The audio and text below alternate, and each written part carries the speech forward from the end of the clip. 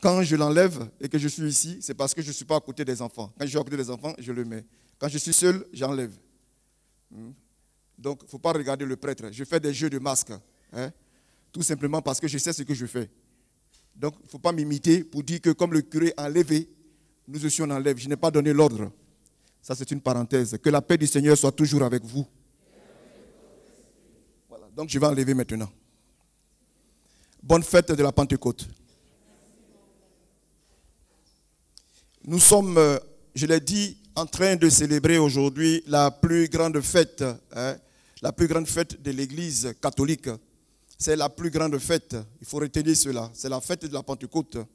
C'est la fête qui marque la naissance de l'Église. Voilà, donc aujourd'hui, le cycle de Pâques prend fin et les textes que nous avons lus ont une chose en commun. Ils redisent pour notre profit que l'évangile qui a été annoncé par Jésus a une dimension universelle. Il ne s'agit pas du message d'un club sectaire et refermé sur lui-même, mais d'un message à portée universelle. Bien-aimés, chers frères et sœurs, en 1962, le Saint-Pape Jean 23, très bien, merci. Jean 23, il dit ceci: ouvrons les portes et les fenêtres du Vatican. Il a demandé qu'on ouvre les portes et les fenêtres du Vatican. Et les gens lui ont demandé, les cardinaux lui ont dit quoi? C'est parce ou bien il fait trop chaud ou bien. Il n'y a pas d'air qui circule, il dit d'ouvrir. De façon caricaturale, il dit ouvrez les fenêtres, les portes. Tout simplement pour que l'Esprit Saint puisse entrer, le vent du Saint-Esprit puisse entrer. Pour apporter un renouveau. Et c'est le mot, un renouveau à notre Église. C'est ainsi qu'est né le Concile Vatican II. Le Concile Vatican II, qui marque la rupture avec le Concile Vatican I, qui a eu lieu en 1875, à l'époque de Saint Jean Bosco, Daniel Comboni et tant d'autres qui ont pu participer à cette époque-là. Alors, bien-aimés chers frères et sœurs, notre Église a besoin du Saint-Esprit. Le Saint-Esprit. Et je suis désolé de voir, souvent je le dis, moi je ne suis pas de Mathusalem. Je ne suis pas de Mathusalem. Parce qu'il faut qu'on clarifie les choses. Je ne suis pas du Concile Vatican II, mais je suis de l'Église catholique. Ce qui voudrait dire que je suis de l'Église, celle qui intègre dans son fonctionnement les valeurs du Saint-Esprit. Les valeurs du Saint-Esprit. Pas une église qui s'assoit sur ses lauriers, une église paresseuse, une église qui dort. Une église qui dort. Cette église-là, le pape, le Saint-Pape, Jean 23 a dit, ouvrez les portes. Ouvrons les portes. Parce qu'on doit sortir. Pas seulement que le vent rentre, il va rentrer, mais nous allons sortir. Dans la première lecture, Saint Luc, dans la description qu'il donne de l'événement de la Pentecôte, qu'ont vécu les apôtres, Marie, la mère de Jésus, et quelques autres disciples, c'est bien de le préciser, Marie, la mère de Jésus, insistent tout au long de ce récit pour marquer que ce moment est une mission tournée vers le monde. Une mission dans laquelle il y a des hommes et des femmes à l'intérieur. Ainsi, comme illustration, il nous présente un phénomène où tous entendent les disciples parler dans leur langue des merveilles de Dieu. Parler dans leur langue des merveilles de Dieu. Chacun d'eux entendait dans son propre dialecte, c'est ce qu'on nous a dit, dans son propre dialecte, ceux qui parlaient, écrit-il. Phénomène inexplicable scientifiquement. Inexplicable scientifiquement. C'est-à-dire comment tout d'un coup, les hommes peuvent se mettre à parler dans leur dialecte. Mais signe évident de l'universalité du message de Jésus qui rejoint tout le monde, peu importe son histoire, son origine ou sa langue. Je me rappelle qu'une fois, un évêque dans un diocèse où j'étais, parce que nous les Salésiens on bouge beaucoup, et l'évêque au cours des rassemblements a dit chacun va faire le Notre Père dans sa langue. Chacun va réciter le Notre Père dans sa langue. Vous imaginez peut-être une dizaine de langues, de dialectes représentés, et chacun fera le Notre Père. C'est ça la Pentecôte. C'est-à-dire dans ma langue, dans mon dialecte, je vais annoncer la parole de Dieu afin qu'elle soit connue. C'est pour cela que quand le pape Jean 23 disait « Ouvrons la porte », c'était une église dont la langue principale était le le latin. Désormais, on pourra dire de notre Père en Serer, en Wolof, en Djola, en Madjak, en Djago et en tout. Toutes les langues possibles. C'est possible. C'est-à-dire, on ne pourra plus seulement dire en latin, mais dans toutes les langues possibles. Vous comprenez? Mais c'est ça justement la force du Saint-Esprit. Et les apôtres l'avaient fait dès le premier jour de la Pentecôte. Dès le premier jour de la Pentecôte. Dès le premier jour. Donc ceux qui ne comprennent pas leur langue, il faut aller apprendre votre dialecte d'abord. Et après, relire l'évangile dans votre dialecte. Heureusement qu'aujourd'hui, l'Alliance biblique est en train de faire des traductions. Et je crois qu'il faut un travail remarquable. Dans les langues, dans les dialectes les plus parlés, vous avez la Bible en sérère. Il faut la lire. Ceux qui ont été éduqués en sérère, il faut bien lire la Bible en sérère. Et vous allez bien comprendre. Vous allez comprendre. Vous allez bien comprendre. Ceux qui sont Djola, lisez la Bible en Djola. Vous allez bien comprendre. Même si vous êtes bardé de diplômes intellectuels, parce que souvent, ce n'est pas évident de comprendre même le français. La traduction française de la Bible qu'on nous donne. Ce n'est pas évident. Hein? Et si vous avez le maniement de votre dialecte, lisez dans votre dialecte. Allez-y. Et vous allez voir, vous allez mieux comprendre. Pour nous le faire voir, Saint Luc, comme un bon reporter, prend la peine d'énumérer les contrées de provenance des auditeurs et auditrices rassemblés auprès des disciples. Parthes, Médès, Élamites, habitants de la Mésopotamie, de la Judée et de la Cappadoce, c'est-à-dire au-delà même de Jérusalem, de la province du Pont et de celle d'Asie, de la Phrygie et de la Pamphylie, de l'Égypte et des contrées de Libye proches de Cyrène, Romains de passage, Juifs de naissance et convertis, Crétois et Arabes. Et c'est très fort. Je vous informe que le livre des Actes des Apôtres, la Bible, n'est pas une invention. On relate textuellement ceux qui étaient présents, et même Crétois et Arabes. C'est pour dire déjà, les apôtres parlaient l'arabe d'une manière extraordinaire. Il y avait un parmi eux qui exprimait la parole de Dieu en arabe et que les Arabes comprenaient déjà. Les Crétois aussi et d'autres. On le voit par cette énumération, le mystère de la Pentecôte est présenté comme une porte ouverte sur la nouveauté et la diversité que souffle l'Esprit. Chacun va s'exprimer, va selon le don du Saint-Esprit, commente Saint Luc. Et c'est un message important à retenir. Le don de l'Esprit Saint n'est pas une charge qui écrase, mais plutôt un souffle qui libère. Et ce qui libère, c'est qu'il y a de mieux en chacun de nous. Libère ce qu'il y a de mieux en chacun de nous. Mais plutôt, l'Esprit nous donne la possibilité de nous exprimer et de dévoiler nos talents, comme les apôtres, Marie et les autres. Et pour nous permettre d'être ce que Dieu veut que nous soyons à la suite de sa personne. Bien-aimés chers frères et sœurs, quand l'Esprit Saint vient, l'Esprit Saint ne dit pas, l'Esprit Saint n'est pas venu pour dire que Pierre va ressembler à André, André va ressembler à Jean, Jean va ressembler à Thomas, Thomas va ressembler à Philippe, Philippe va ressembler à Jude. Bien-aimés chers frères et sœurs, non, ce n'est pas ça. C'est tout simplement que chacun va déployer désormais ses talents et ses qualités et ses capacités. Chacun va faire ce qu'il sait faire. Je suis désolé et je vois. Vous voyez, il y a certains chrétiens, depuis qu'ils sont nés, et ça, chaque fois ça me cœur, depuis leur naissance, depuis qu'on les a pris bébés dans la main, pour venir les faire, pour les baptiser, pour leur donner le baptême à l'église, ils n'ont jamais porté un acte dans l'église catholique. C'est-à-dire eux, ils ont grandi, ils s'asseyent. Dimanche, ils vont à la maison. Ils reviennent dimanche, ils s'asseyent. Ils repartent à la maison. Ils s'asseyent, ils repartent. Aucun engagement dans l'église. Il faut se poser des questions.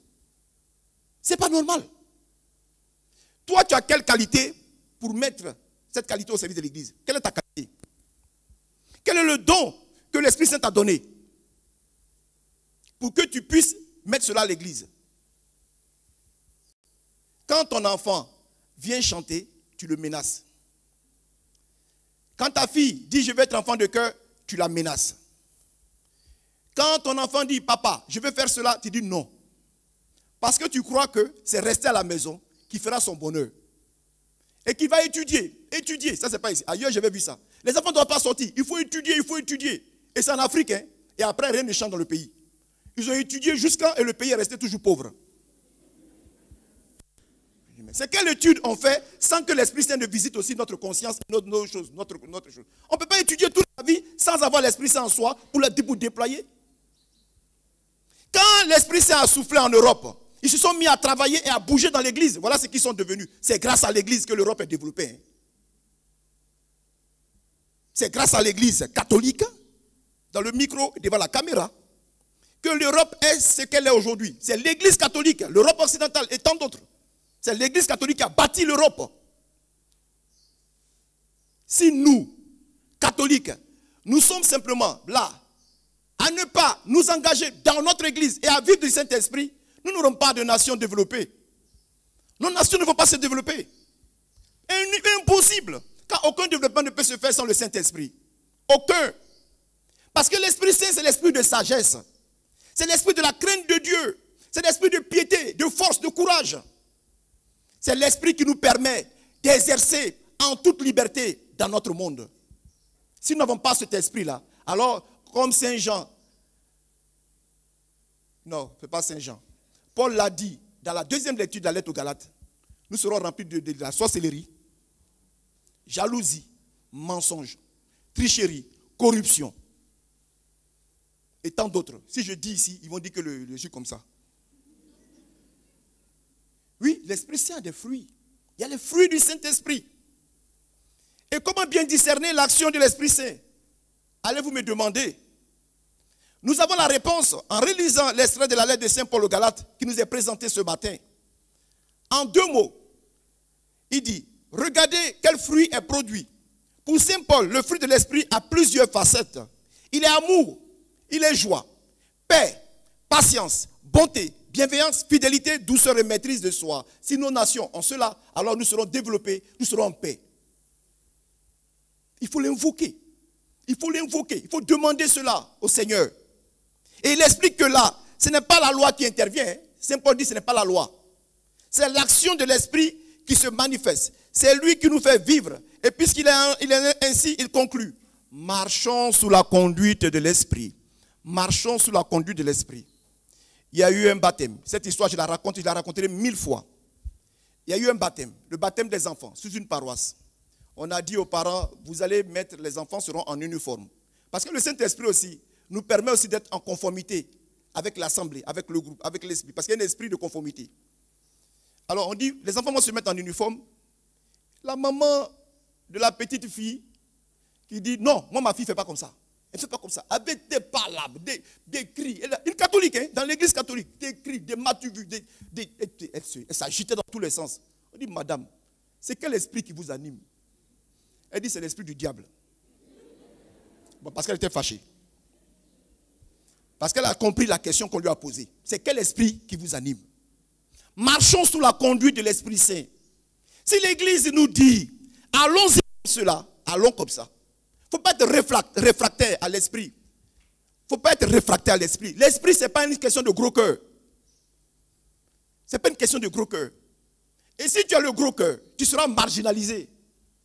Parce que tu n'es pas conforme à l'esprit. Dans une assemblée chrétienne, tu ne peux pas marcher comme ton bon vouloir et faire ce que tu veux. Ce n'est pas un esprit de désordre. C'est un esprit de paix, d'harmonie, maîtrise de soi, esprit de patience. Et comme ça encore, il faut que nous demandions cet esprit ici. Parce que l'esprit de mensonge a envahi notre conscience et notre cœur. Nous mentons trop. Esprit de mensonge, esprit de fausseté. Il faut détruire tout cela en nous. Il faut détruire en nous. Et si nous ne détruisons pas ça, nous ne serons pas conformes à ce que le Christ veut. Bien-aimés, chers frères et sœurs, les apôtres l'ont fait, ils l'ont reçu. Et ils ont été transformés pour toujours. Ils ont été transformés pour toujours. Ils sont devenus des missionnaires qui sont allés aux extrémités du monde. De pauvres pécheurs illettrés. De pauvres pécheurs illettrés, vous les connaissez. C'était des pêcheurs. Ils lançaient les filets. Ils étaient illettrés. L'Esprit a fait des prédicateurs, a fait d'eux des prédicateurs charismatiques. Il a fait d'eux des prédicateurs charismatiques. Encore quand d'autres entendent charismatique, ils commencent à... Ils n'aiment pas entendre le mot charismatique. Et pourtant, l'Église vit des charismes. L'Église vit des charismes. Tout chrétien catholique est charismatique. Charismatique, ce n'est pas waya, waya, waya, waya, ce n'est pas ça. C'est pas ça qu'on appelle charismatique. C'est-à-dire qu'il vit des charismes. Il vit des charismes. Et c'est ce que Paul a donné. Chrétien engagé, missionnaire, prêt à annoncer la parole de Dieu, avec courage, lucidité, abnégation, franchise. C'est ça qu'on appelle un chrétien charismatique. Engagé, déterminé. Leur exemple est une leçon qui peut nous rejoindre encore aujourd'hui. Donc nous devons imiter les apôtres. Nous devons imiter.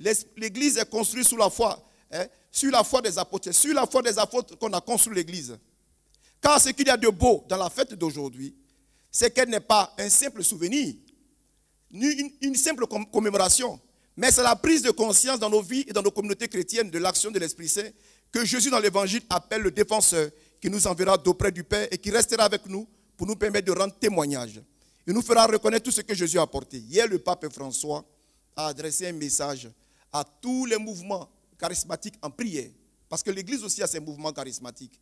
Parce que, vous voyez, quand on parle du vent pentecôtiste, un vent de Pentecôte, c'est dans l'Église catholique.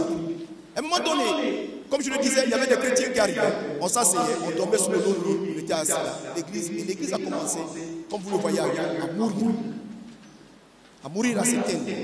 La tiède, il n'y avait plus de ferveur. C'était la messe du dimanche. Et les gens dormaient. On partait à la maison. On partait à la maison. C'était comme ça. Et après, on faisait rien. On n'était pas engagé. Alors, les papes, à partir de Jean-Paul, Paul VI, Jean-Paul II, Benoît XVI, jusqu'aujourd'hui à François, on dit attention. Le mouvement pentecôtiste appartient à l'Église. Donc, il y a eu un renouveau de mouvements dans l'Église, des communautés nouvelles qui ont commencé à donner un peu plus de force, de dynamisme à l'action évangélisatrice, à l'action missionnaire, à sortir, annoncer, chemin neuf, béatitude et tant d'autres, les lions de Juda. Et aujourd'hui, la CMDA, communauté mère du divin amour, et tout cela. Et voilà, ce sont des communautés nouvelles qui ont commencé à donner un dynamisme à l'Église. Il fallait sortir. Ça n'appartient pas aux pentecôtistes, ce n'est pas pour eux, c'est pour l'Église. L'Esprit Saint, l'Église est dépositaire de l'Esprit Saint. Retenez cela. Nous sommes dépositaires de l'Esprit Saint. Personne ne peut nous l'arracher. On ne peut pas dormir sur nos lauriers. On dormait, on ne faisait rien. Et le pape l'a dit hier. Allez-y, continuez à annoncer avec véhémence, courage, hardiment la parole de Dieu. Soyez missionnaires. Il a adressé un message hier à tous les groupes qui faisaient des veillées un peu partout. Grâce à Caris, c'est ça, non? Caris. Voilà. La coordination de tous les mouvements. Et c'est le pape François qui a institué cela. Notre pape, notre Saint-Père. Donc, en règle générale, l'action de l'Esprit se déroule dans le creux de la vie quotidienne comme une inspiration, une présence qui élève nos cœurs, anime nos actes et guide nos choix. Et n'ayons pas peur de prier souvent l'Esprit Saint. En diverses occasions, prions l'Esprit Saint. Sa lumière et son inspiration ne nous feront pas défaut.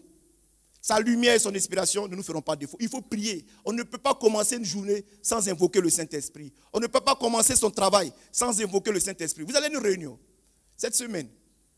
Un témoignage d'une paroissienne, ici. Elle me disait, je suis allé à la réunion, j'ai préparé tout, j'ai bien fait. Ils m'ont phagocyté. Mes collègues m'ont phagocyté parce que c'est une mafia. Ils m'ont phagocyté. Ils n'ont même pas voulu que je m'exprime. J'ai dit, mais tu n'as pas invoqué l'Esprit. Si tu avais lié, tu avais invoqué le Saint-Esprit, tu allais les lier tous. Tu les lis, Saint-Esprit de Dieu, tu les lis. Tu envoies le feu du Saint-Esprit. Tu envoies le feu. Tu les lis. Et tu vas voir, personne ne pourra parler. Invoque le Saint-Esprit. Tu vas fermer leur bouche. Tu vas fermer. Le Saint-Esprit ferme la bouche des gens. Parce que c'est le défenseur, c'est le paraclet. Jésus ne ment pas.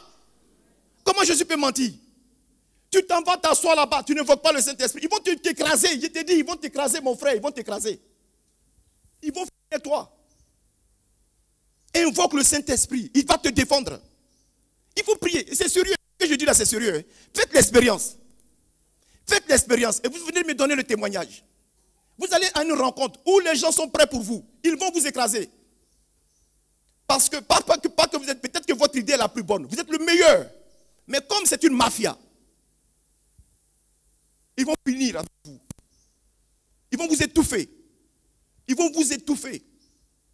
C'est important d'invoquer le Saint-Esprit. Car l'inspiration nous viendra du Saint-Esprit. Et nous allons prendre la prière du pape Jean 23 au Saint-Esprit. Vous allez répéter après moi. Mettez-vous debout. Ô Saint-Esprit,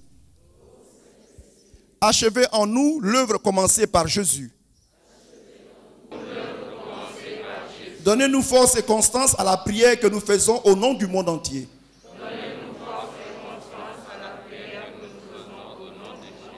Hâtez pour chacun de nous l'heure où nous accéderons à une profonde vie intérieure. Hâtez pour chacun de nous l'heure où nous accéderons à une profonde vie intérieure. Donnez son élan à notre apostolat, qui veut atteindre tous les hommes et tous les peuples. Tous ceux qui sont rachetés par le sang du Christ et son héritage. Mortifiez en nous notre présomption naturelle et élevez-nous jusqu'à la sainte humilité, la vraie crainte de Dieu, le courage généreux. Qu'aucune attache terrestre ne nous empêche de faire honneur à notre vocation. Qu'aucun intérêt, par lâcheté de notre part, ne lèse les exigences de la justice. Qu'aucun calcul ne réduise l'immensité de la charité aux étroitesses de nos petits égoïsmes. Que tout soit grand en nous. La recherche et le culte de la vérité. La promptitude de notre sacrifice. Jusqu'à la croix et la mort. Et enfin, que tout corresponde à la dernière prière du Fils, à son Père céleste, et à cette effusion de grâce, que le Père et le Fils veulent répandre par vous, esprit d'amour, sur l'Église et ses institutions, sur chaque âme et chaque peuple. Amen. Saint Pape Jean 23, 1881-1963. Amen.